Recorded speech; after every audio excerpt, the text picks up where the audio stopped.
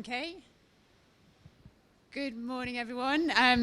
Delighted to be here opening this session on transport codes and standards for the future. So it's Transport Day today at COP.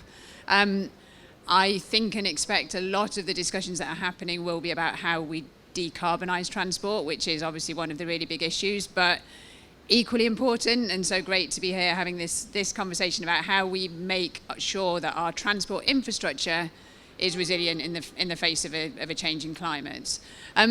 Those of you who know me might know already that I actually have two jobs, two different roles that I do. One of them is as the technical director for the Resilience Shift, and the other is a director within Arup, leading our infrastructure resilience business. This session's making me very happy because it's one time when actually both of those roles come together, so I don't have to feel quite as confused as I sometimes have been this week. At the Resilience Shift, one of our focuses has been for the past 4 or 5 years on creating but also curating what exists and sharing guidance, knowledge, best practice around how to sort of create this shift, this change in practice for resilient infrastructure.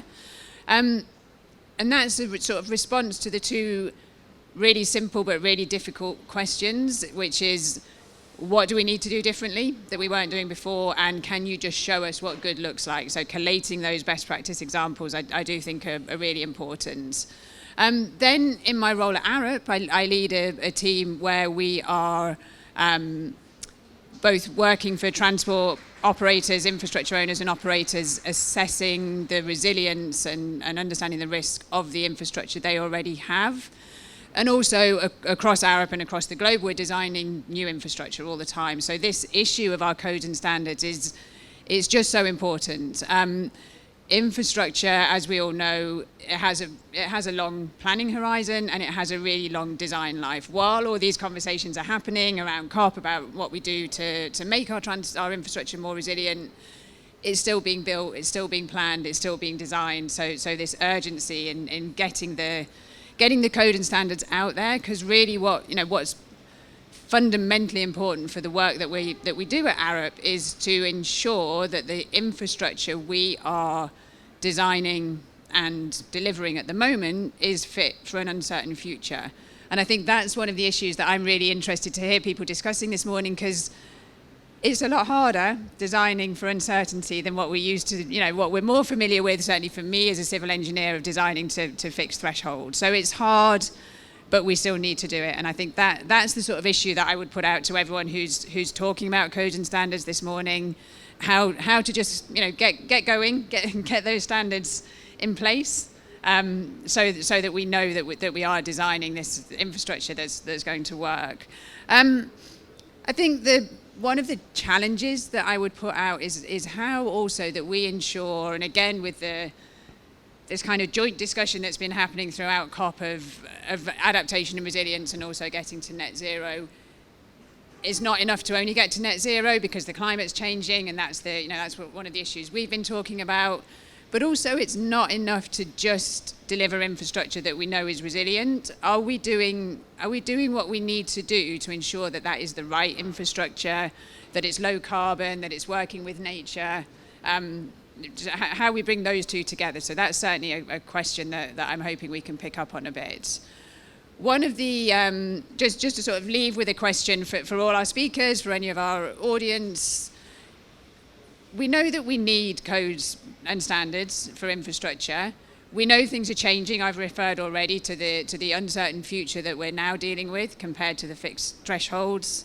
But what's one thing, what's the one thing that everybody needs to be able to get started, to do things now, and deliver this infrastructure? So I've got my own request on that, but I'll wait until we get to the discussion. But now I'm going to hand over to the important people. So we've got 3 speakers coming up who are going to share their views on different aspects of resilience. And firstly, we've got John Dora, who's here with me in the room in the Resilience Hub. So over to you, John. Thanks very much. Thank you, Juliet.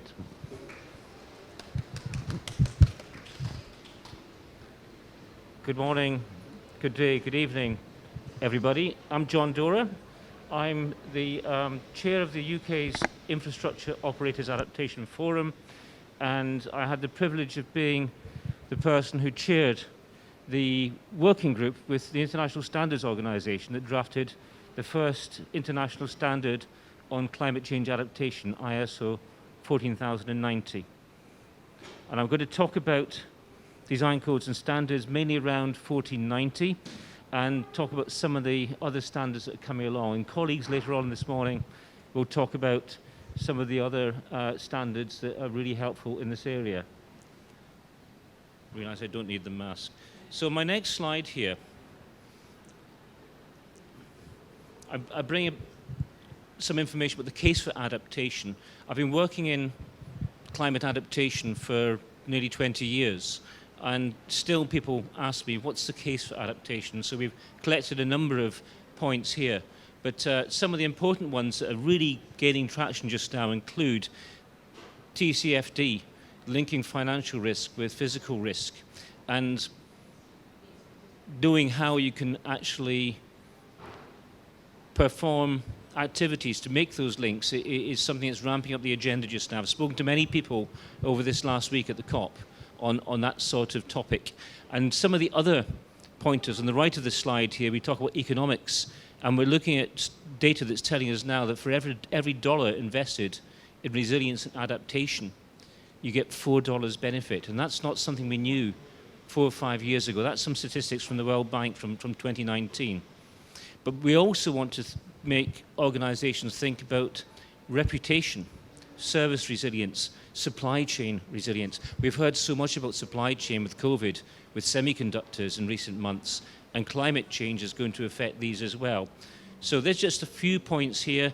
The one at the bottom right, infrastructure interdependencies, is another area that we're starting to learn about and push the message that all infrastructure is connected. And when we think about transport, I've worked a lot in the rail sector, but the rail depends on road for maintenance and on road to get people and freight to terminals. And terminals and ports rely upon rail and other transport systems. So we've got to think about the interdependencies across these systems. On the next slide, I talk about standards. I introduced this topic of standards. Standards are an ordered way of doing things, written by professionals. In ISO 14090, we had 7 meetings to get the wording agreed by everybody. Each meeting was 4 days long, 4 8-hour days, with international participants, international expert participants. So the standard 14090, like other ISO standards, has that credence behind it, that sort of best practice, which then turns into a recognized benchmark that people can assess what they're doing or use the standard to help them carry out adaptation activity.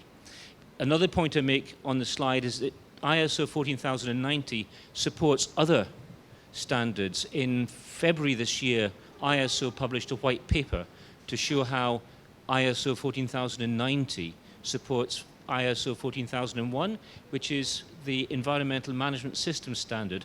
It's the second biggest selling standard in the world, 14001. So there are good pointers in 14090 that help with that. And having worked in railways and having worked in flood risk management, the value of having standards like 55,000 for asset management, which looks at whole life concepts and line of sight from policy to delivery, 14090 helps with the environmental climate risks part of 55,000. Next slide, please. Now I'll talk about 1490. I'll call it 1490 because it's easier on the mouth. It's the first in a series of adaptation standards being published by ISO. And one of the comments that I've had many times when presenting about this standard is that it covers more than just assessing climate risks. Many consultancies, like my small company, have been asked by organizations to look at climate risk. A risk assessment is a snapshot in time. This standard shows how we can look at impacts and risks and put the governance, leadership, activities, planning in place to produce adaptation plans and monitor and evaluate them over a long time. So it's more than just a risk assessment. And I'll go into a bit more detail about some of the points questions asked at the outset on governance, leadership, and so on. I've got some more detail on those. But if you look at what we're talking about, governance, leadership, life cycle, capability, and systemic issues, I mentioned earlier, interdependencies, and systemic issues, that brings that into discussion when you're looking at adaptation of an infrastructure system, a transport system. So next slide. Just some general words about 14,090. It applies to any organisation. And at this point, I usually say it can cover a cricket club, or it can cover a multinational oil and gas company. I'm in Scotland, so it can cover a Highland Shinty club and up to oil and gas, petrochemical, international, multinational organisations. It doesn't force you to have one way of producing an adaptation plan. It asks questions, so you tailor the adaptation plan to suit your organisation, and you can dip in and dip out of the standard. If you want to check one element, like adaptive capacity, you can dip in, check that, and not have to look at the rest of the standard, which is quite useful. It's not a sequential plan, do, check, act that has to be carried out in that sequence. It's dip in and dip out. So it's iterative, it isn't linear. And importantly, two important points is we made sure that the standard has requirements on embedding adaptation in current business processes. So we don't actually just set up something separate and leave it there. It needs to be embedded in the organisation, embedded in such a way that you can monitor and evaluate delivery over a long time. And thinking infrastructure, Juliet made the point, infrastructure has long planning cycles and long life. I personally have worked on railway infrastructure that's nearly 200 years old. And having been brought up to maintain that infrastructure, I understand that you can keep much of the infrastructure going over time if it's maintained in a proper way. So it's not just about a design life of 60 years, it's about long life infrastructure and what we do to actually adapt that infrastructure. Building new is maybe easier than maintaining old, and a lot of the infrastructure we do have in transport in parts of the world is quite old. And links to Paris, links to the UN Sustainable Development Goals, all these are requirements in the standard, so organisations that use the standard are required to make sure they note how what they plan in adaptation matches the SDGs and the adaptation requirements in the Paris Agreement. Lastly here I've said helps to build capacity. So questions are asked about your organisational capability and understanding and knowledge to build capacity, to start off and benchmark, then build capacity. The next slide starts to look at the sections in the document. I'll just run through these very quickly. So the next slide just mentions how the introduction refers to what I've just said, the SDGs, the Paris Agreement, the non-linear iterative nature of the document, and importantly the standard words, shall, should, may and can, very important. Shall's a requirement, should's a recommendation. And I've been in standards for 20 odd years. I understand that, that's ingrained in my own sort of DNA almost, but that's the thing that we need to point out to people. If it says shall and you want to adhere to the standard, you use that as a requirement and you do that. Next slide. The principles, there are these 10 principles that are the guiding statements for the standard that we used when we drafted the clauses. It's a normal thing that happens in standards. And if the guidance in the standard or the requirements aren't clear, we can refer back to these. And you can just see, if we leave that there for a second or two, that we cover some very important topics like sustainability and systems thinking, transparency, and synergy between adaptation and mitigation. Because these days, in the conversations I've had this past week, we're thinking about adaptation, but we also need to think strongly about net zero adaptation, which can be a challenge.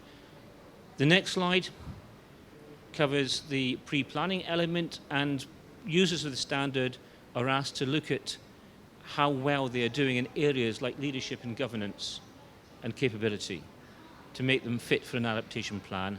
The next slide talks about the chapter where there's a requirement to identify and address climate impacts, and we've worded that in such a way that the organisations can choose the kind of impact assessment methods they're used to. It might be an IPCC AR5 type vulnerability and impact assessment, or it might be a simple risk assessment with likelihood times consequence.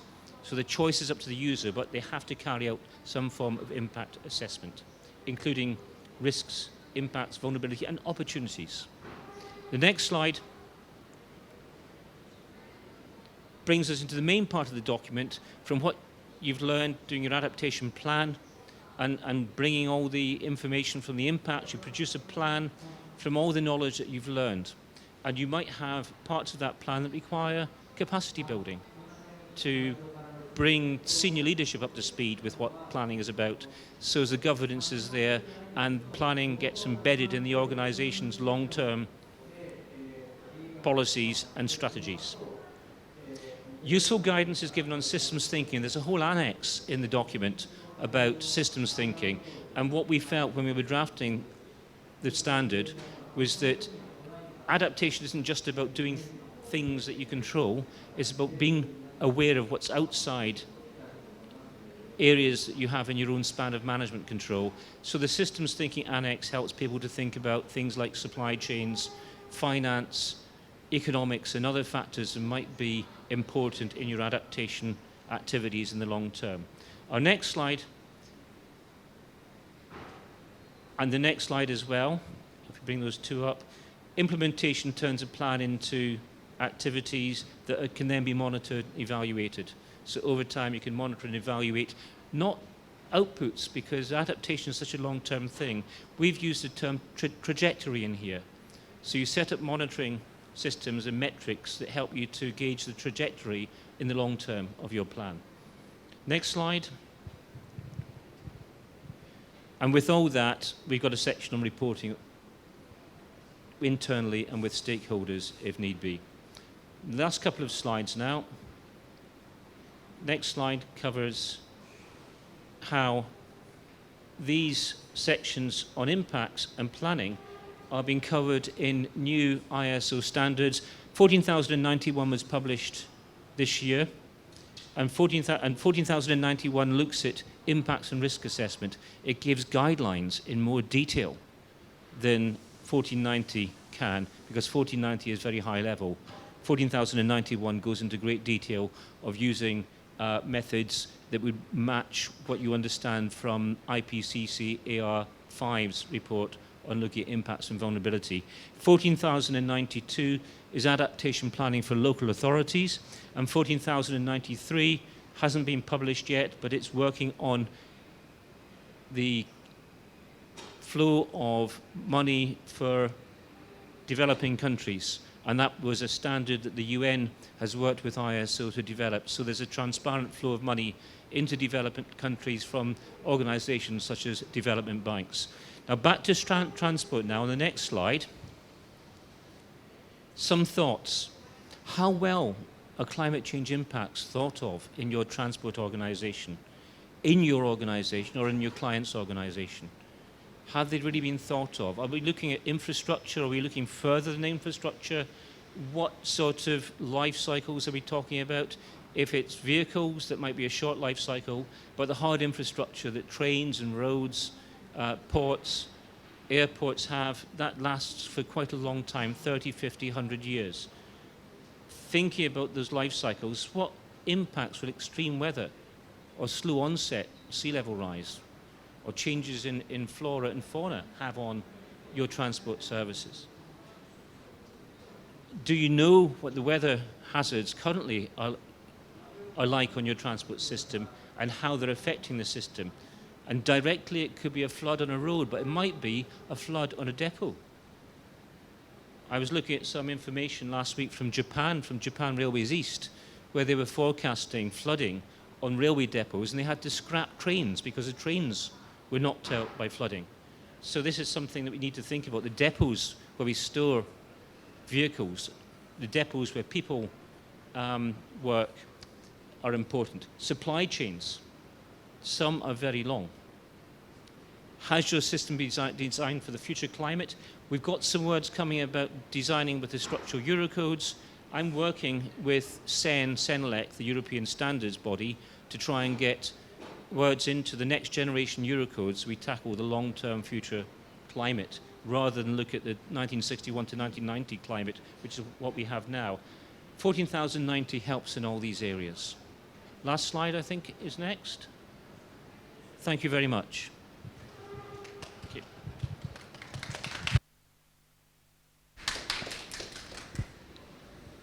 Thank you so much, John. And John will be here. We've got 2 more presentations, then we'll break for a quick panel discussion. So if you have got any questions for John, you can enter those into the chat, or I've got a few, so we can bring them into the room as well. So we're now handing over to a virtual presenter, which is I've got it.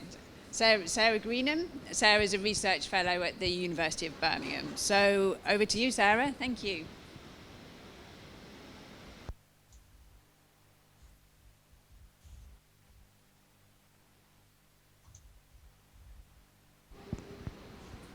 Just connecting Sarah in.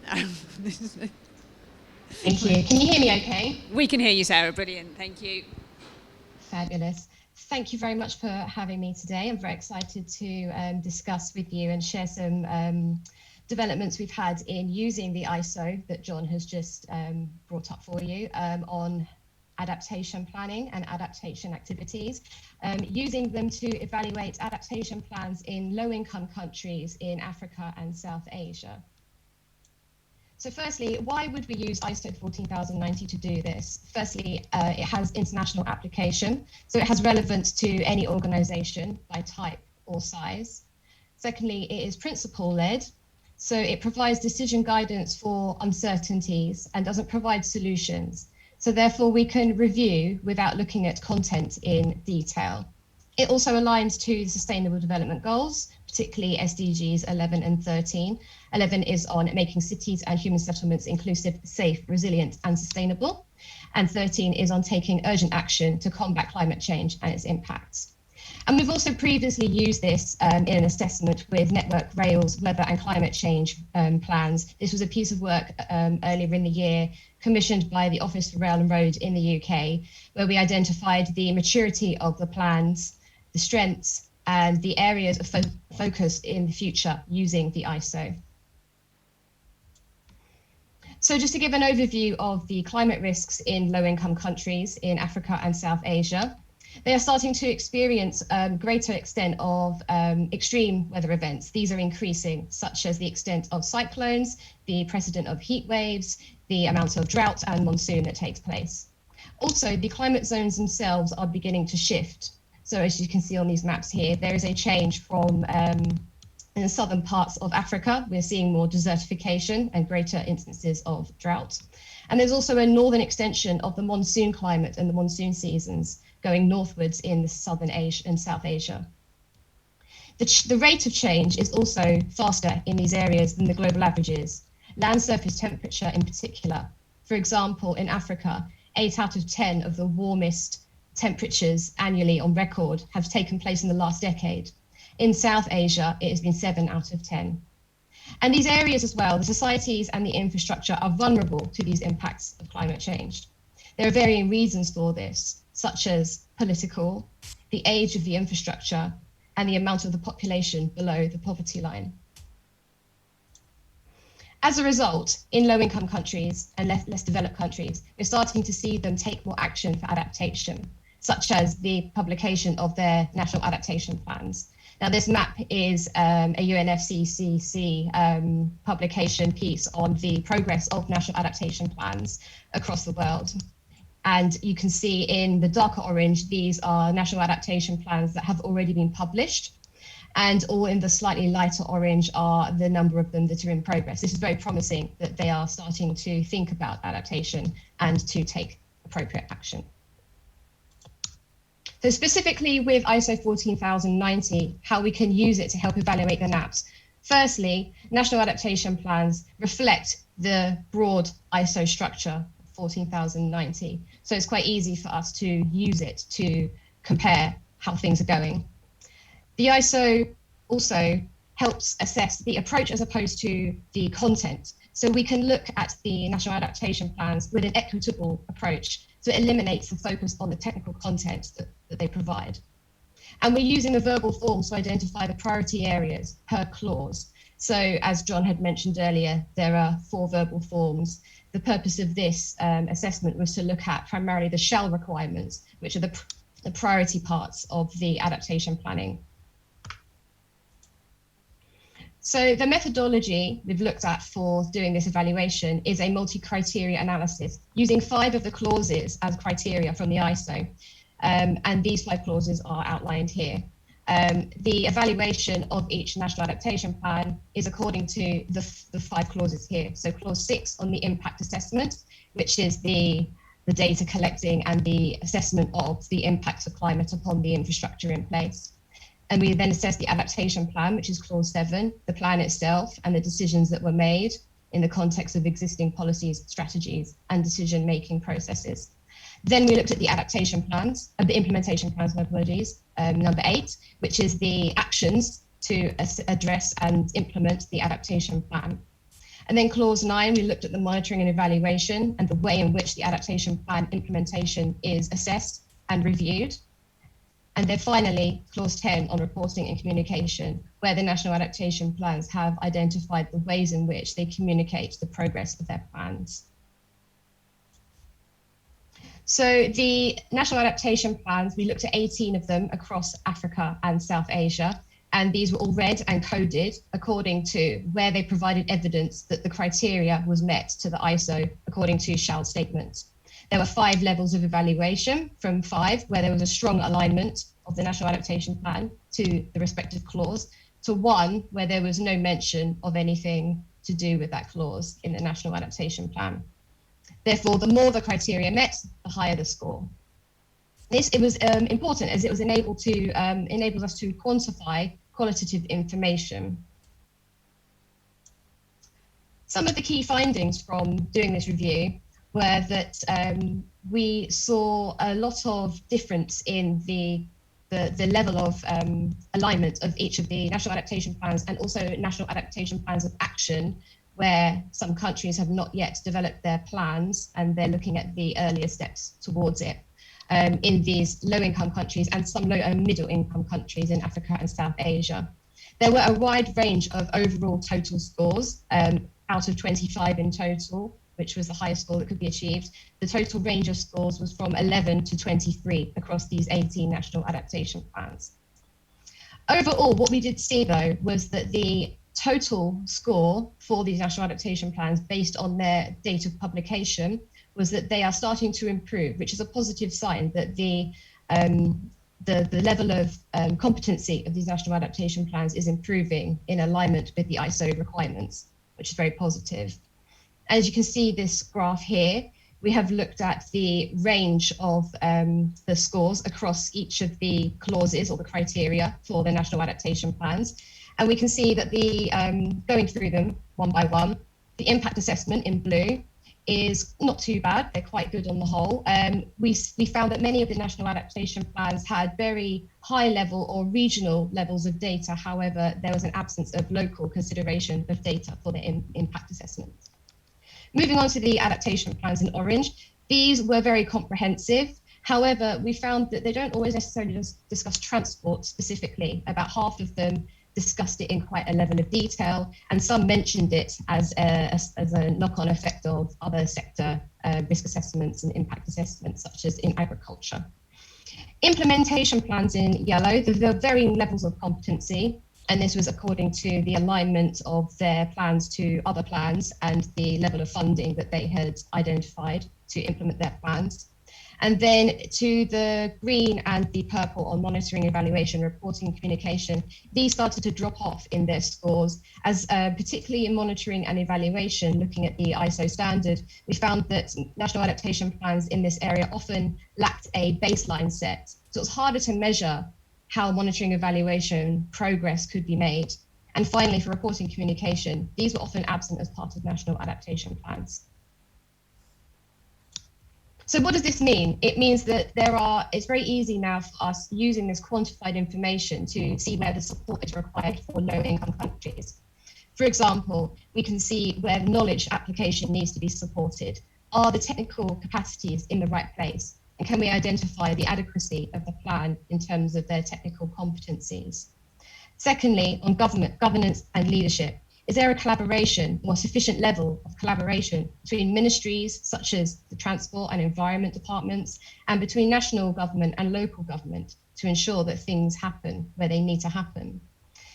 Then we can also identify where stakeholders are engaged. Can we identify the level and types of stakeholders that are engaged? Are there more that need to be engaged? Do we need to involve more of the civil society, or do we need to consider increased engagement in the private sector to support funding? Which moves on to the final point on funding. Is the funding sufficient? Are there missing opportunities? Can we identify where there needs to be further support, for example, in monitoring and evaluation processes to help them through to improve their national adaptation plans for future revisions? And finally, thank you very much for your attention. I hope you enjoyed to hear about this. And if you have any further questions, I'll be happy to answer them. Thank you very much.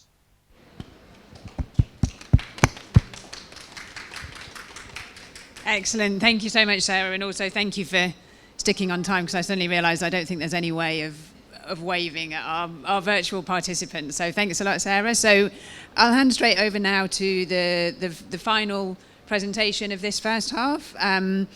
We've got a double act for this one, so I'll let you introduce yourselves as you come on, but we have Tim Reeder and Nick Pyatt from Climate Sense. So over to you, Tim.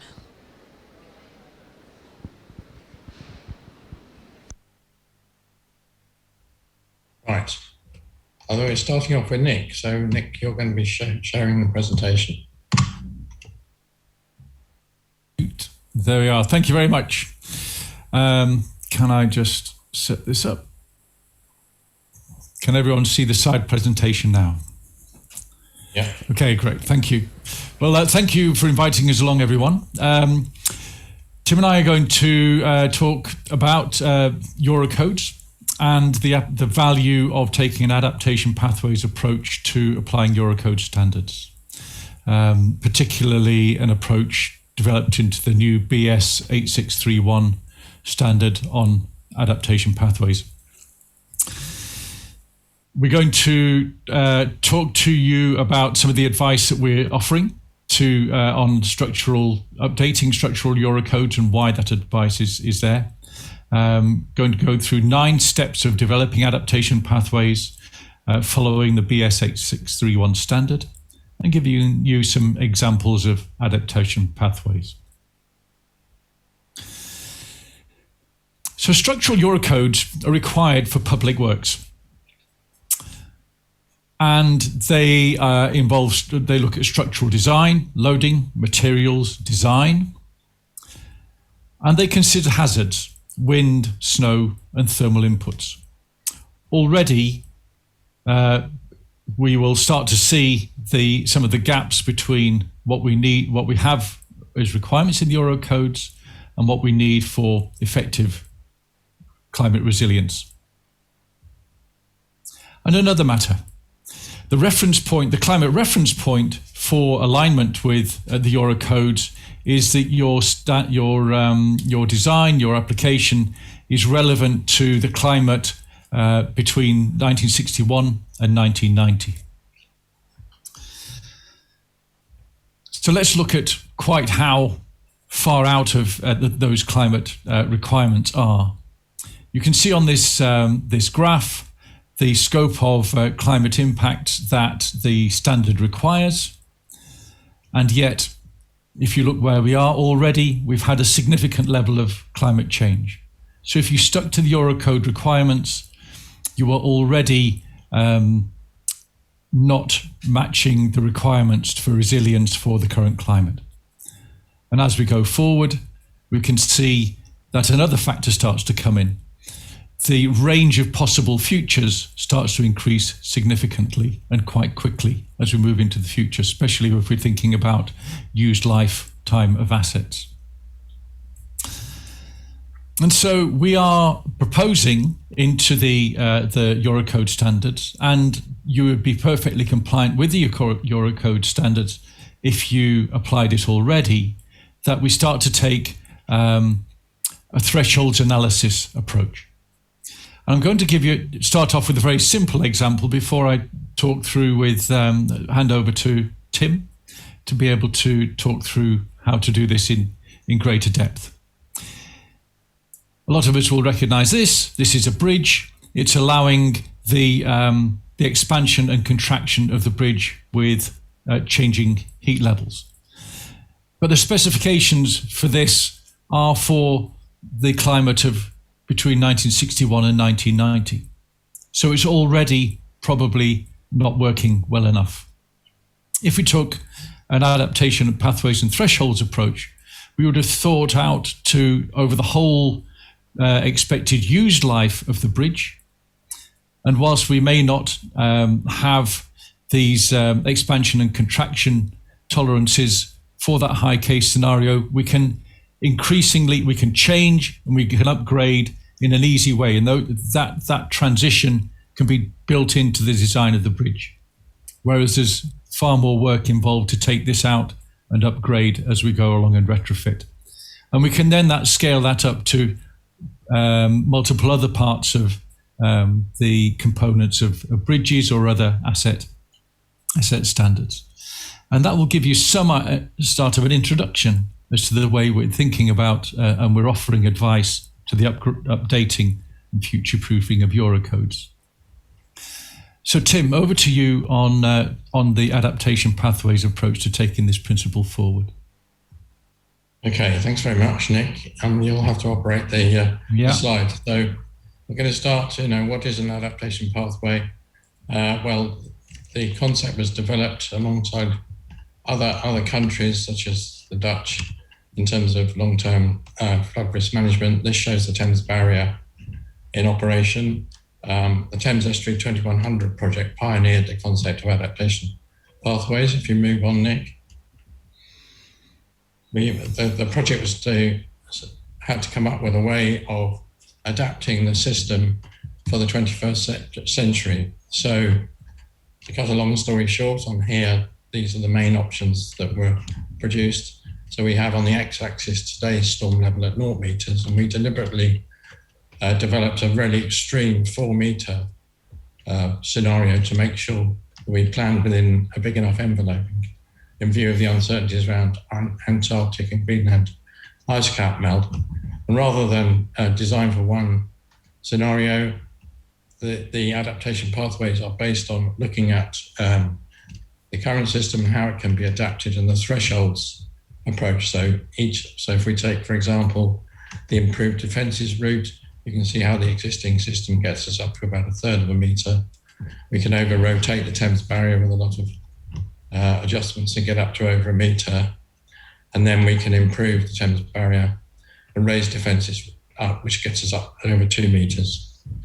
And then at the end of this analysis, these options, it's possible then to move forward and adapt as time goes on. If you do the next click, Nick, you can see here. So that gives you a sort of time-independent analysis, a route map into the future. When you add time back in, the worst case was revised down to 2.7 meters. That's extremely unlikely, but it's possible. And the project actually was planned around the 90 centimeters level shown there. And in that case, the plan is now approved and is moving forward. And assuming we get around about that 90 centimeters or 1 meter by 2100, then we'll need a new barrier or an improved barrier by 2070. And that's what we're doing. But it's essential to keep monitoring, make sure we're on track. So that's a very large adaptation pathway. Following the development, and that concept has been used widely now in lots of different areas and countries. So practitioners thought, in the UK, thought we needed to develop a standard, so we're talking about the same thing. Next slide, please, Nick. So in April this year, BS 8631 was published. This gives a 9-step approach to how you can carry out the formation of adaptation pathways. I won't go through it all because we haven't got in detail because we haven't got time, but key steps are obviously number one, planning, making sure you know what you're trying to achieve, whether that's defending London from flooding, or it might be a much smaller task for a particular organisation. The whole point was this was a generic approach that could be applied to any size of organisation. So number two, you need to understand the risks and opportunities from the current climate. Number three, understand the risks and opportunities, including the highest climate scenarios. And I think that's a key point. It doesn't mean to say you're designing for those worst case scenarios, but if you look through to an extreme case, then you can understand how the system may fail in the future and how you can set your options in that context. Number four, you're looking at those options that can be brought in to get you up towards that worst case, and then you would end up with an analysis similar to the Thames Estuary example. Step five, bring in other issues, so need to reduce emissions, economic scenarios, and other scenarios that you need to check your plans against. Step six is assembling a route map of adaptation pathways as per that previous diagram. Step seven, you evaluate and choose the adaptation pathways you want to use. You would probably use current methods of assessment, such as cost-benefit analysis, multi-criteria analysis. It doesn't need to be too reinvent the wheel there necessarily. Step eight, report the preferred pathway to whatever you are. It might be the board of a small company or a board of a large organisation. And then, importantly, set out the implementation, monitoring and evaluation plans. And if you've got an adaptable plan, as per that route map that I showed you earlier, it's vital that you have built into that plan indicators so you can work out what the actual rate of climate change is. So you've got sufficient time to change course, accelerate things, or swap to another route if necessary. So that's BS 8631. Next slide, please, Nick. This is just emphasising, as I've just said, it could be done in a large project such as Thames Estuary 2100 and level 3 on this slide, showing a full assessment of pathways, or you can start and do a very high level analysis using expert opinion to come up with narratives and as to how you might move forward to try and open people's minds. And this leads me to the last slide. So moving to the last slide, this is an example where, again, using expert opinion, we've put together an illustrative adaptation pathways for railway embankments. This isn't necessarily the final answer, but it's illustrating some of the possibilities that we might need as we move forward to a position in the UK with wetter winters on the x-axis and hotter, drier summers, an increase in temperature. So you could take a structural route where you increase embankment tamping, or you use an artificial covering as they do in Italy, or selected embankment piling, or you could take a non-structural route where you're essentially living with less reliability, but by looking at the thresholds, the key thresholds, as you're moving through to that worst case, that really opens your eyes to the scale of change that we may need. And we are successfully using this technique to help in the transport sector. So thanks very much. That's the end of what I've got to say. Yeah, there's a link there through to our webinar, a couple of hours webinar with detailed discussion about BS 8631, if you would like it. Thanks very much. Thanks very much, Tim and Nick. We've got time for a quick discussion. I think maybe I'll take chair's privilege, Emma, if that's okay, and sort of pose the first question. I think for me, the example of the Thames Estuary is fascinating. I would be interested to know whether I mean, a new barrier for the Thames by 2070 is not a trivial thing that should already be on the sort of planning horizon. If Nick and Tim are available, one of my questions would be what's the potential earliest date for that? Because that's something that I think, everything always looks like it's very far in the future. How early could we, with all the uncertainty, actually need a new barrier for the Thames? But I think maybe to sort of wrap that up into a broader question, and with John in the room, the thing that really concerns me, that the need for guidance and standards is absolutely clear. The example that was presented for Eurocodes of what we're doing at the moment just not being adequate and designing to the climate from 1961 to 1990.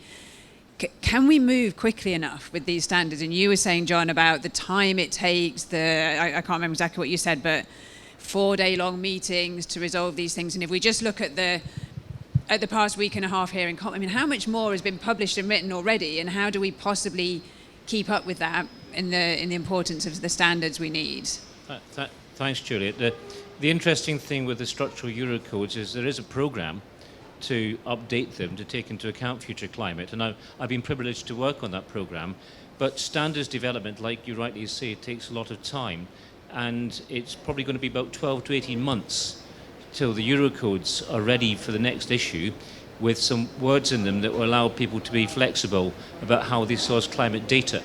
But the thing I say to engineers and designers and clients, operators of infrastructure, is you can actually choose to design your infrastructure to the future climate. And I know that people like Network Rail and Highways, the National Highways, and other big organisations have been looking at the standards they have and thinking, hey, this isn't fit for the future climate, and they can change them. You can do that and be compliant with existing design codes. It just needs the people to have a driver for doing that.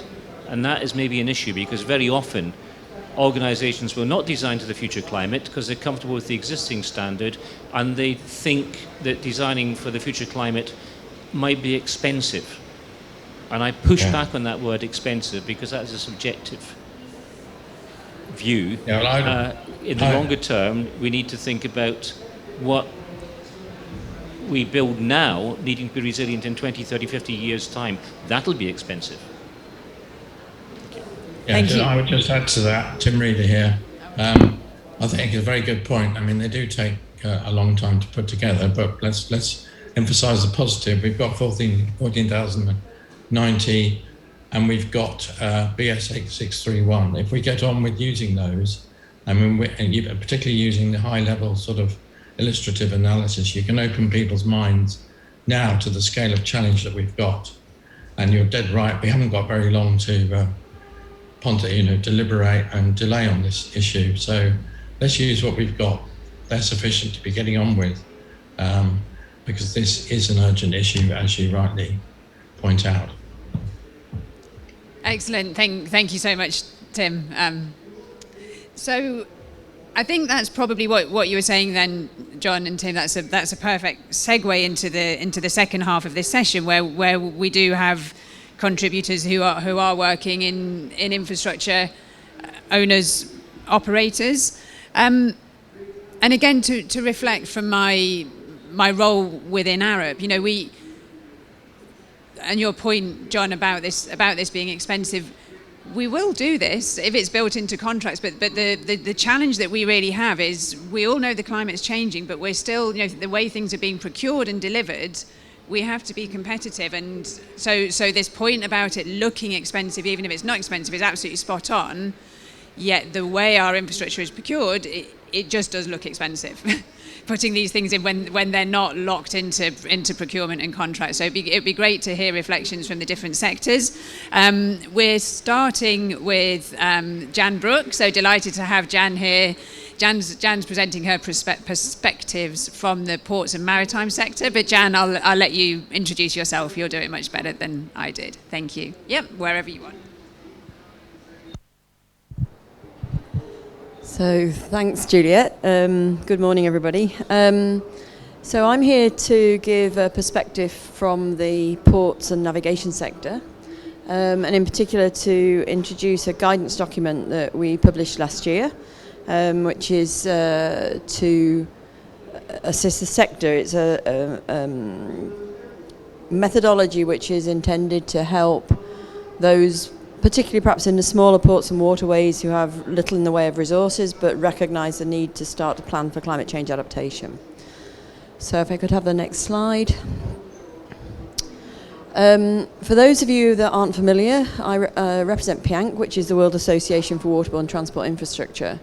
PIANC is an organisation which is set up to develop and provide technical good practice to the waterborne transport sector, so that's inland waterways and coasts and estuaries.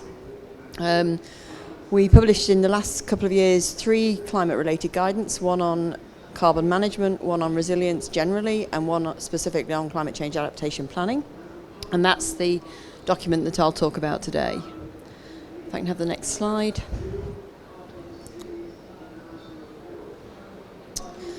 So our guidance document is set out in 4 stages, and these stages, in very broad terms, correspond perfectly with the stages that have been introduced in the standards. So we work through the context, understanding who the stakeholders are and so on, gathering and analysing climate information, assessing vulnerabilities and risk, and then looking at adaptation options, evaluating those options, looking through to monitoring and review, and the whole process. These principles apply to most types of transport, other infrastructure as well, but they're intended to provide practical and I guess language-specific guidance for the operator. And so in that regard, they kind of complement the publication of the standards rather than necessarily offering alternative. Next slide. So the first stage that we look at is in the setting the scene, and I think this is a really important stage, so that you don't rush straight into gathering your climate data and just moving on with the assessment. With ports and waterways, with other forms of transport, we need to understand what our overall goals are.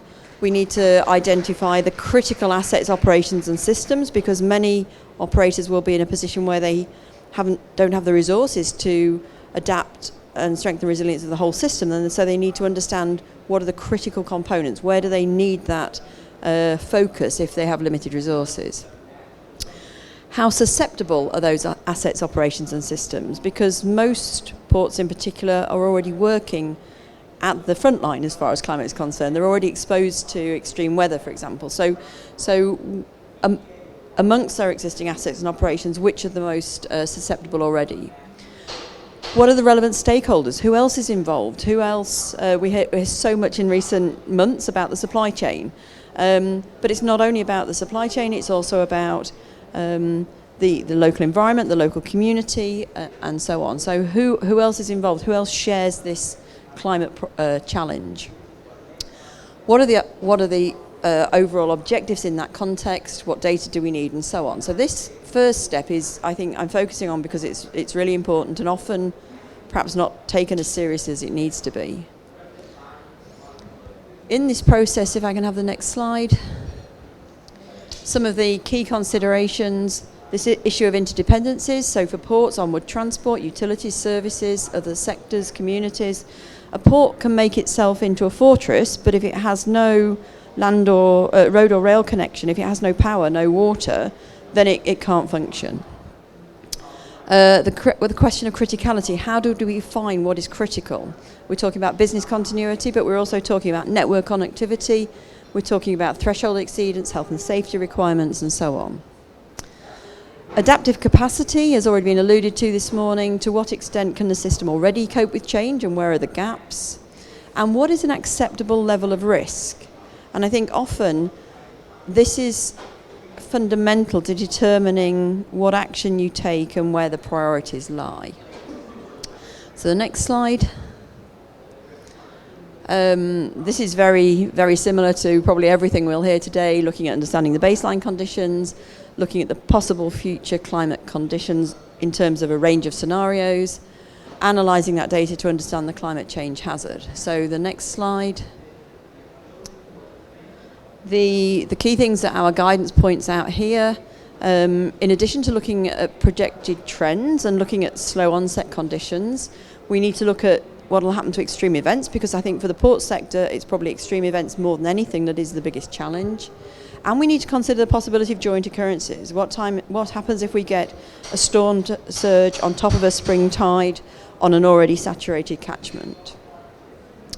The question of using scenarios, I guess, for most people here is now common sense, but avoiding the risk of maladaptation by looking at a range of different scenarios, and the further into the future you're looking, the more important looking at the range of scenarios becomes. And in terms of the planning horizon, what our guidance suggests is that if your planning horizon is less than 10 years, you may be, it may be okay to be looking at the recent past as a guide to the immediate future. But as soon as your planning horizon extends beyond 10 years to 30 years to 50 years, then the importance of looking at this range of scenarios increases, because we have less certainty going forward about how much things are going to change.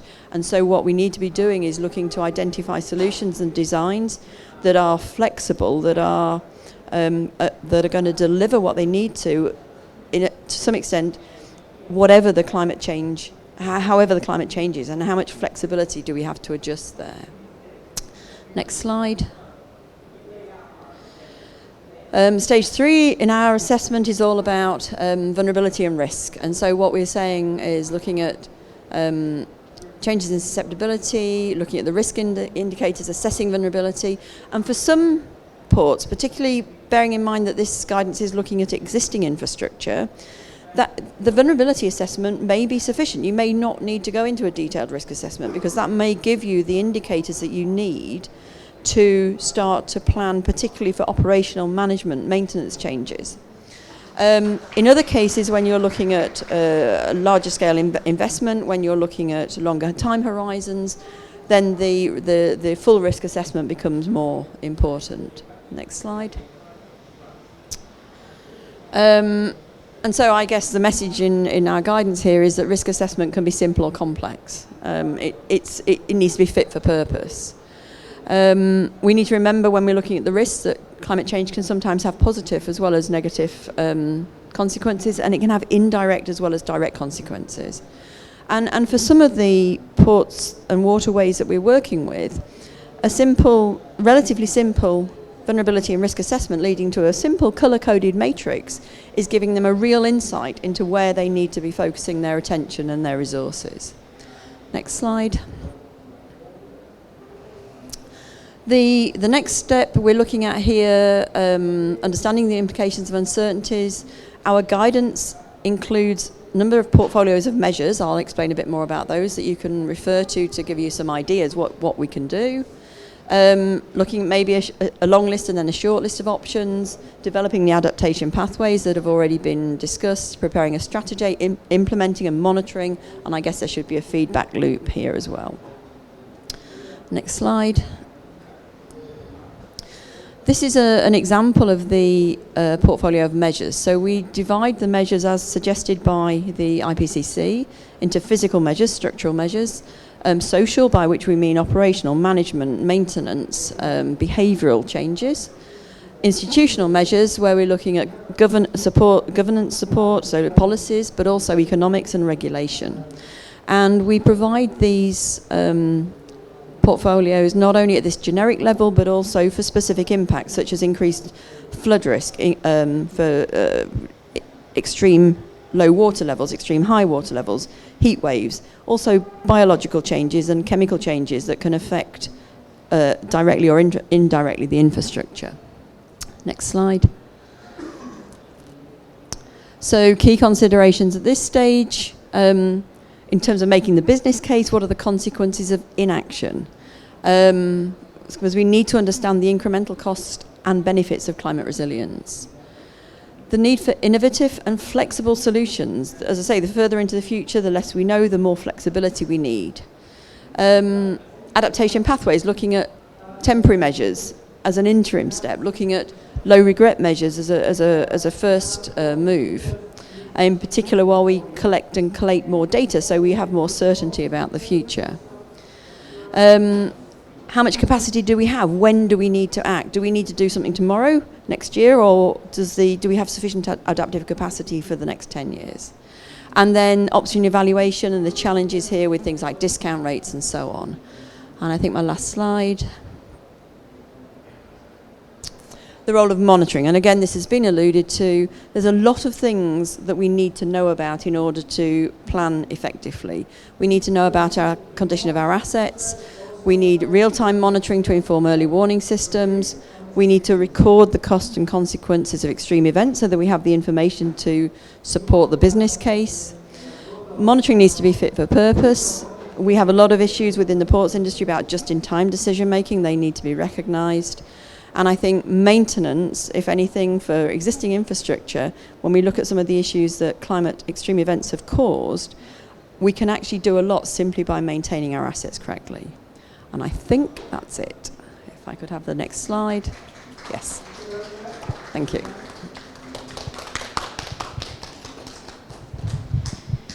Thank you so much, Jan, for sharing your sector-specific perspective. And I think it's really interesting and encouraging to see the common language and common framework between the different presentations we've already had.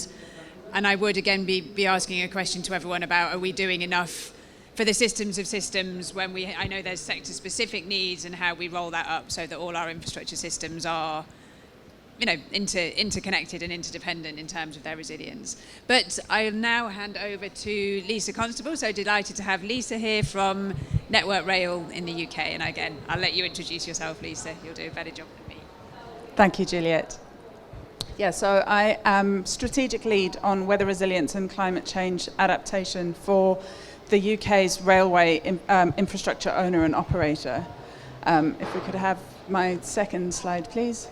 So Network Rail, we own and operate Great Britain's railway.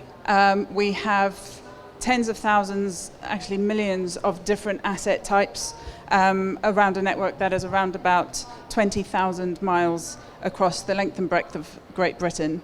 We are divided into 5 regions who are responsible for operating the railway in those areas, but we have a number of central functions in which I sit in the technical authority, which provides the overarching control framework, policy, standard, strategy for which to support the organisation to implement climate change adaptation and manage weather resilience as a whole. Now, our strategic priorities are at the bottom there. We have safety, train services delivery, so the performance and punctuality of the trains, efficiency, sustainable growth, customers and communities and people, and weather and climate change have the potential to impact all of those areas. And so this is a challenge that is entwined in everything we do. And so it's a lot of work to get consideration of climate change integrated within the overall operation of the railway. Next slide, please. We are already impacted by pretty much every kind of weather that the UK throws at us. Many of these are seen vividly by railway dangling in the air from coastal erosion. A lot of people were impacted by flooding and by trees on the line coming up to COP the other week. And we are continuously challenged by weather now, let alone in the future. And we're working hard to manage the way we respond to incidents now. But with our 5-year funding cycles, it can be a challenge to look longer term in the future and make sure what we're doing now is appropriate for the future climate, for our infrastructure, which is already coming on 200 years old and which is likely to be here for another 200 years. Next slide, please. This is just a couple of examples of how weather impacts our performance. This is over the last 15 years, where the green line is a normal weather day and the red line is an adverse weather day, and you can see a very significant impact and drop in performance on adverse weather. This is an average over the course of a year. The 2 big dips are from snow impacts in 2010 and 2018. But what's also important is an adverse weather day, which is when you would expect the weather to be, you would expect trains to be running because the weather's not too bad, but our infrastructure suffers. And that kind of 2 to 4% drop in performance is something that we really need to prevent in order to provide an efficient service for our customers and our freight users. Next slide, please. This shows us We also have data on the number of delay minutes and the cost of delays for all different weather impacts. And again, this is over the last 15 years. What we can see is we tend to get the white and the light blue is snow and cold weather impacting in one year, or dark blue and green, which is rain and wind. And that has been in the past, but more recently you'll see we're starting to get more cost impact, and it's starting to be a wider range of weather event types. So the purple is subsidence and landslip, and the red is heat. And so the challenges are increasing as we're beginning to see changes in the climate impacting the performance of the railway, with the average cost being 80 to 100 million pounds per year at the moment, just for delays and cancellations. But when looking more broadly and bringing in the socio-economic impact, that's probably closer to 200 to 300 million pounds a year, which is a very significant sum, and it's only going to get worse in the future as a result of climate change. Next slide, please. So as I mentioned, this is something we're dealing with now, but we also have a long-term climate change strategy, and our broad strategy is making sure that we develop a railway that is resilient to climate change now and in the future, dealing with our shorter-term operational issues so that we have rapid recovery from impacts when they occur. We don't expect to ever be able to completely design out weather impacts, and so we need to plan in when disruption is expected, make sure that we know that it's coming, and respond rapidly and get back up and running as soon as possible. At the same time as making sure that we design infrastructure that is able to withstand the weather, the impacts of weather as much as possible. And the outcomes of that are safety, performance benefits, financial savings, and overarching improvement and trust in the railway's reputational ability to manage weather impacts. Next slide, please. So we've been called out a number of times in this presentation already for the work that we've been doing on developing adaptation plans and developing weather resilience plans. And we started, so our first adaptation report to government in 2011 set out our basic risk assessment, and following that we decided to develop more local level plans for our 8, at that stage 8, we've now got 5 routes. And each of those plans set out what the key vulnerabilities were from a weather resilience perspective, and a high-level overview of future climate change in that location within the country, and what actions were being taken at a local level over that investment period, so it was 2014 to 2019. The key thing for those plans is that it was more aspirational, and the plans weren't specifically funded, and so we found some challenge in actually delivering what we wanted to. And so the next step for the 2019 to 2024 plans for control period 6 made sure that everything that we said we were going to do in those plans was built into our CP6 investment, so that we have the money to deliver. And we've also improved the assessment for climate change using the latest climate change data. Now, these 2019 CP6 plans are the ones that have been reviewed against ISO 14090, and the recommendations coming out of that are feeding into the development of our next stage of plans, which are due for 2024, and that will really help us move from a qualitative to a quantitative risk assessment, make sure that we're considering all of the issues and risks and building those into our plans at the regional level. And then the next step from that is we're also in the process of developing adaptation pathways, and when our regions have looked at a regional scale and worked with external stakeholders on what are our priorities for the long-term management of the railway, where are there areas where we may no longer be able to feasibly continue running the railway along coastlines, for example, that then can start being built into our plans into the future. And so for CP8, which starts in 2029, we will have the next level down. And so, we've started with these plans, and they're getting better step by step as we go through the process. Next slide, please. Lifting out of the regional plans and looking more strategically over the whole of Network Rail and what we're doing, our broad approach to adaptation is aligned with the ISO standard on principles and guidelines. And we've started out looking at understanding impacts with the 2014 route plans, our first and second adaptation reports to DEFRA, and doing a lot of internal analysis on asset failure and asset sensitivities to weather impacts. We've got a huge amount of data, and what we need to do is turn that into information that we can then apply to the development of our plans.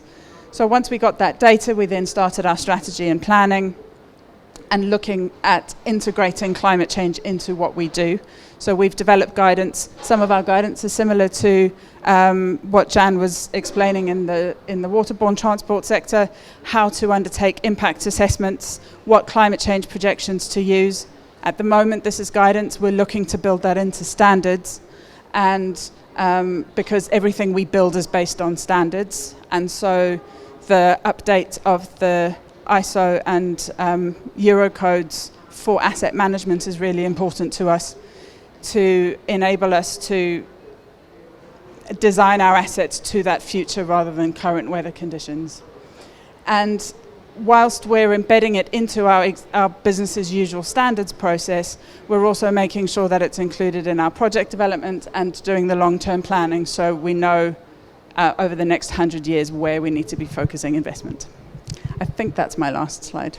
If it's not, we can ignore it. I think I've run out of time. Thank you. Thank you so much, Lisa, and sorry to cut you off. We can come back to some of that on the questions. And I was thinking, you know, if the case for the importance of what you do isn't clear enough, then having everyone get stuck on their way up to COP and having the headlines about Zach Goldsmith being stuck travelling up here, you know, that probably did a lot of your work for you. So our final speaker now, Alison, has been waiting patiently in our virtual green room. So we've got Alison Walker now from High Speed 2. Over to you, Alison. Thanks. Thank you for inviting me to speak at this COP event. It's a pleasure to be with you today. I'm Alison Walker, Climate Change Manager at HS2. And it's great to be able to share how HS2 is building a future railway for our future climate with you today.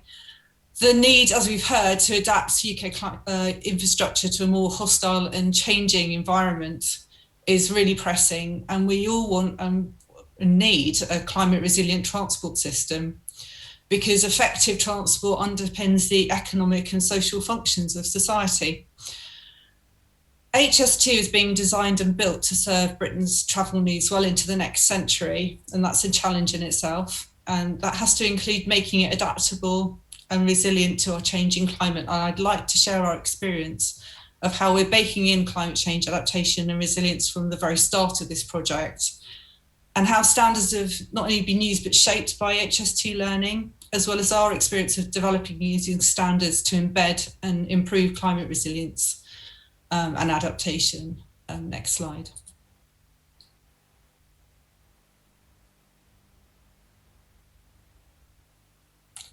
So to start a little bit about our project, HS2 will be the new high-speed backbone of our rail network. It's got 345 miles of brand new track connecting the city centres of Birmingham, Manchester, Leeds and London. And we won't be a captive system. Our trains will also run on the existing rail network tracks, as you can see, connecting 30 million people and 8 of our largest cities in the UK. I work closely with Lisa, who you just heard from, for example, on the Infrastructure Operators Adaptation Forum. And she's also helpfully set out the main risks to rail infrastructure, which are very similar to those that could affect HS2. So moving to the next slide. Why does Britain need HS2? HS2 is addressing 3 main problems facing the nation. Will provide more capacity, will cut carbon and deliver better connectivity. And it's a huge undertaking. It's Britain's first new intercity railway north of London in 100 years and Europe's largest infrastructure project. And over the past decade, we've been designing the railway. I've been working at HS2 for 9 years. We've been consulting, seeking the powers through Parliament to begin construction.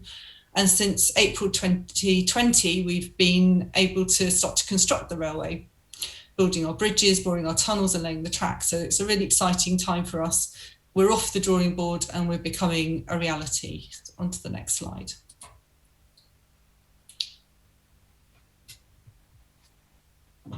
So part of this reality, if we could have the next slide, is our changing climate. HS2 needs to be adaptable and resilient to projected changes in average climatic conditions and increase frequency and intensity of extreme weather events. So it's critical that the railway can withstand the extreme hot and cold weather, heavy rain, high winds and storms, which are becoming both more common and more extreme. The difference between HS2 and legacy infrastructure is that we've been able to build in climate resilience at every step of our planning, designing and constructing the railway and its surrounding environment, as well as integrating this work into future operations and maintenance. The benefits of our approach is not only a resilient infrastructure, but also leaving a positive legacy through knowledge sharing and innovation, upskilling our workforce, and by helping to ensure that we create resilient landscapes and ecology. And the way I'm going to do this presentation is just through some sort of snapshots, but there's a lot more information on the HS2 website and also on our learning legacy, which will give you more detailed information about what we're doing. So the next slide is a case study. So firstly, in our planning stages, our novel climate change assessment techniques we used within our EIAs, our environmental impact assessments, provide a bespoke assessment. And we were one of the first projects to include climate change considerations within the EIA process. Our work in this field is recognised by the Climate Change Committee, the UK government's independent advisors on tackling and preparing for climate change. And as Europe's largest infrastructure project, we acknowledge that we've got a role to play in demonstrating best practice and sharing our learning to leave a lasting legacy. And we've collaborated with the professional body IEMA to integrate our learning within their latest guidance for practitioners released last year. So on to the next case study. So as a new project, we've been able to embed climate change adaptation and resilience into our design standards and our systems and governance. Many, as we've already heard, many existing design standards and guidelines are old, out of date, based on old climate data, without allowances for climate change. And where needed, we've developed a bespoke approach to our design standards to reflect obviously those international standards and best practice, while also including adequate allowances for climate change and taking into account the most recent information. We also have our own unique design standard, which requires our main works contractors to submit climate adaptation and resilience reports that are updated at key stages of the design. And it also encourages designers to identify and propose design opportunities to improve the adaptation of HS2. They're also required to consider interdependencies, such as interdependencies with electricity and network rail infrastructure. And we've already heard how important that is. So on the next slide, I'll explore some of the design areas in a bit more detail. Now, this is our proposed interchange station. And for our station buildings, we utilise an internationally recognised sustainability assessment method called BREEAM. BREEAM is made up of a number of potential credits that can be awarded. At HS2, we have a mandatory requirement for our station buildings to achieve the climate change credits, both carbon and climate change adaptation and resilience. And this means that climate change is baked into the schemes at a very early stage.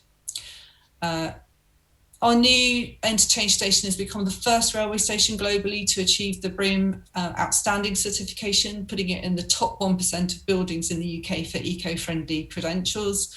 Some of the adaptations that have been made at interchange include maximising daylight, ventilation, water efficiency, and integrating sustainable drainage. So on to the next slide.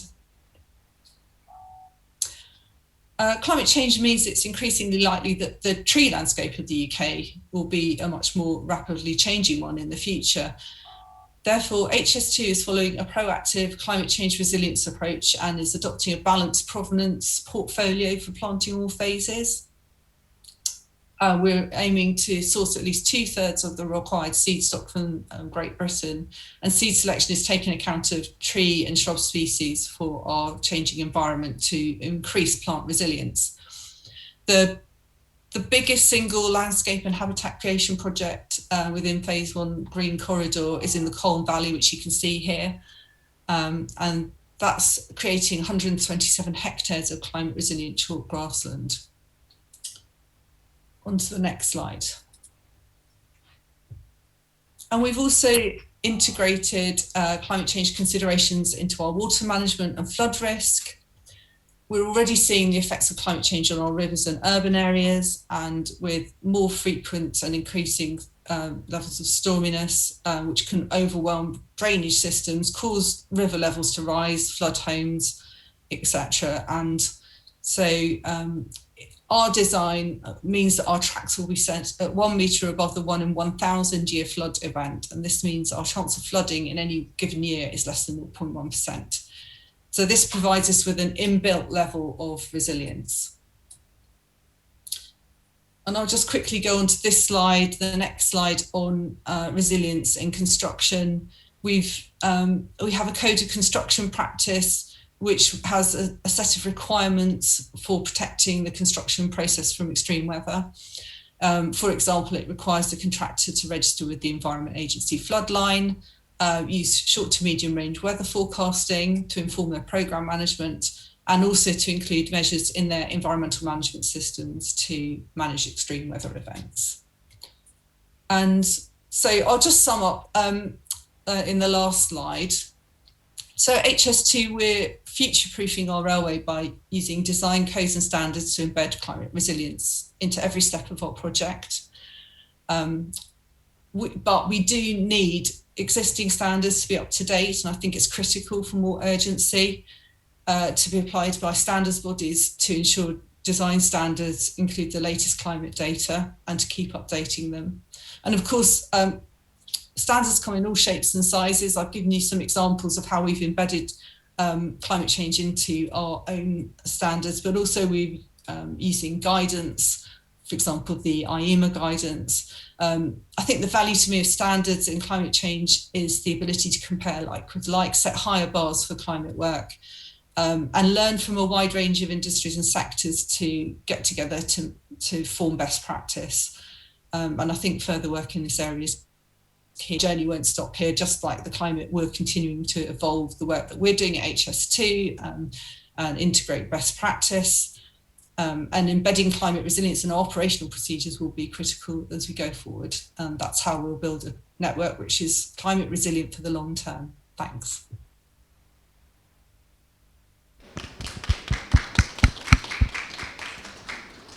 Thank you so much, Alison, and it's great to see. I mentioned at the beginning the need for us as practitioners to see what good looks like. So we've heard a number of examples, both from Lisa in terms of managing an existing up to 200 years old railway line, and then from Alison in terms of a brand new railway line. So it's great to share those examples, and we need to keep doing that.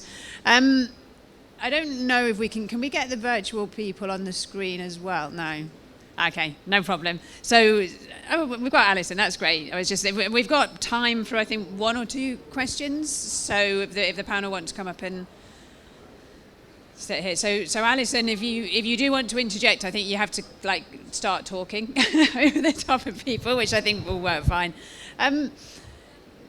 There was one question that came up, and I think maybe Lisa or Alison might have an answer for this, around examples of, as you start thinking about the adaptation pathways, what you can do at certain points in time, how infrastructure owners can or should be working with adjacent landowners and making those changes beyond your own system boundaries. So maybe Lisa first, and then Alison, have you got anything to add afterwards? Thanks. I think that's essential. I think in order to appropriately adapt the entire country, we have to know where we need to make sure that infrastructure is resilient. So, for example, if we know that a certain port is critical infrastructure that we need to keep open so that we can maintain the flow of supply chains, Network Rail needs to make sure that the railway infrastructure enables that. And so working together to understand where our key interdependencies are enables us to identify where we need to be planning over the next 50 to 100 years and helps us put together our investment plans. So it's all types of infrastructure operators need to work together with government to make sure that we plan appropriately. Thanks, Lisa. And just a quick follow-up to that. You just mentioned the investment planning out to 100 years. Is that something that everyone does? Are all the sort of infrastructure operators working out to those same time horizons? At the moment, I don't think so. We certainly don't. We're looking at developing an industry-wide plan over the next 30 years up to 2050. But in the development of Network Rails and the kind of Great British Railway long-term adaptation pathway plans, I want us to be looking out 100 years into the future, given the long life of our assets. And I do think that it's difficult to look that far in the future, but I think that it's important that we all start to think about where we might need to be, particularly those of us who own infrastructure that's going to be there for a long time. Completely agree. Alison, same question to you around how you're working with other landowners, other infrastructure owner operators for your sort of future planning. Yeah, I think it's critical to look beyond your own system boundary, and we work closely with landowners, and we do have, for example, we're looking at floodplains outside of our system boundary. There's a lot of information on that in our environmental impact assessments and on our website. So if anyone's interested, please do go and have a look. I also mentioned the Infrastructure Operators Adaptation Forum that Lisa is a member of and John Dora is chair of. And that's a really useful forum for getting together and sharing experiences and ideas and understanding the issues that other infrastructure operators have, and also the interdependencies which we have. But there's certainly more work that needs to be done in this area. Thanks very much, Alison. Lisa, you shared some numbers which I think were really important, and John was mentioning earlier about it sounds expensive building resilience into our infrastructure, and I think you said the cost of extreme weather to Network Rail at the moment is 200 to 300 million a year. Was that the right number? It's a rough estimate, but yes. Yeah, and I just think that number is hugely important. And one thing for everyone to remember, it is costing us already, and to put the context of any interventions we might make. And then I was wondering, the question for Jan, whether there's any access to that kind of information for ports. So how much is extreme weather costing ports around the world already? Okay, so I think that's a really important question, because what happens, at least in the port industry, is that if a port is hit by an extreme weather event, it focuses on getting back on its feet. It doesn't necessarily want to share the extent of damage or disruption openly with its competitors, because the whole issue of whether or not an individual port is resilient is also tied up with competitiveness and the possibility that a shipping line will simply, if they feel a port is not resilient, go somewhere else. So actually encouraging the ports to share that information has been quite difficult. But navigating a changing climate and working with IAPH, the International Association of Ports and Harbours, did carry out a survey a couple of years ago, the results of which have been delayed a bit by COVID, but are being prepared at the moment, which does highlight the order of magnitude costs in both damage and in terms of disruption and downtime that have been experienced with some of the events around the world. And I think that sharing that information is really important, because I think if an individual port hasn't been hit by an extreme event, they don't have an idea of what that means and what the cost of inaction therefore is. So we're trying to at least provide this generic information to give ports a starting point to say, well, actually, you know what, if that happened to me, 72 hours out of action, that's that disruption is a big loss, a big cost, and also the reputational damage. So it's not only about physical damage, it's about operational continuity and the costs that are there. Thanks, Jan. It'd be great to see some of that survey results when it does come out, because John mentioned right at the beginning the fact that $1 invested saves $4 It works globally. It doesn't necessarily make the decision easier for an individual port, and I think that remains our challenge. So we haven't got any more time for questions, I'm afraid, but it was great to hear from all of you and hear the sort of different examples from the overall standards to what's happening in individual sectors. I think, as I said at the beginning, it's just so important that our transport infrastructure is resilient. The conversations that will be happening today and throughout these 2 weeks around the huge role that transport plays in delivering net zero, and Alison's referred to that, a number of you have referred to that from sort of shipping and rail as examples. And if it's not resilient, then we're not achieving what we need to in terms of the net zero target. So I can't sort of emphasize enough how much this matters to be building the resilience in. So nothing more from me, but thank you very much to all our panelists, both virtual and in person, and great to hear from you all. Thanks a lot. Thank you.